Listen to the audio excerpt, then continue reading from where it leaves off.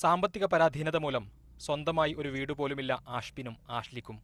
പക്ഷേ കഠിന പ്രയത്നം മൂലം ഇവർ പാലക്കാട് ജില്ലാ സ്കൂൾ കലോത്സവത്തിലെ മിന്നുന്ന താരങ്ങളായിരുന്നു. ആഷ്ബിൻ ഹയർ സെക്കൻഡറി വിഭാഗം, കേരള നടനം, നാടോടി നൃത്തം എന്നിവയിൽ ഒന്നാമതെത്തി സംസ്ഥാന മത്സരത്തിന് വീണ്ടും യോഗ്യത നേടി. കഴിഞ്ഞ തവണ കേരള നടനത്തിൽ ആഷ്ബിനായിരുന്നു സംസ്ഥാന തലത്തിലെ വിജയി.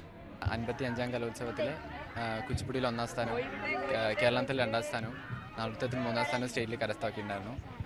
ഇപ്പോൾ 56-ൽ തിരുവനന്തപുരത്ത് വെച്ച് നടന്നതിൽ കേരള നടനത്തിൽ 1ാം സ്ഥാനം ഉണ്ടായിരുന്നു. ഇപ്പോൾ 57-ലും കൂടി പങ്കെടുക്കാൻ പോകുന്നത് കിട്ടും തന്നെയാണ് പ്രതീക്ഷ. ആഷ്ലി UP വിഭാഗം, മോഹിനിയാട്ടം, കുച്ചിപ്പുടി, നാടോടി നൃത്തം എന്നീ ഇനങ്ങളിൽ A ഗ്രേഡ് നേടി. സഹോദരൻ ആഷ്ബിൻ തന്നെയാണ് ആഷ്ലിയുടെ പരിശീലകൻ. എനിക്ക് Kuchipudi, Mohiniyattam, folk 3 ഇനങ്ങളിലാണ് A grade.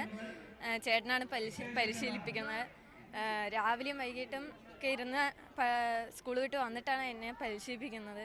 കഴിഞ്ഞ വർഷത്തെ കലോത്സവത്തിലെ മികച്ച പ്രകടനം കണ്ട നടി മഞ്ജു വാര്യർ ആഷ്ബിന്റെ കലോത്സവ ചെലവുകൾ ഏറ്റെടുത്തിട്ടുണ്ട്. കേരളത്തിലെ മികച്ച കലാകാരന്മാരാവുക എന്നതാണ് ഇവരുടെ സ്വപ്നം. ഒപ്പം സ്വന്തമായി ഒരു വീടെന്ന മോഹവും.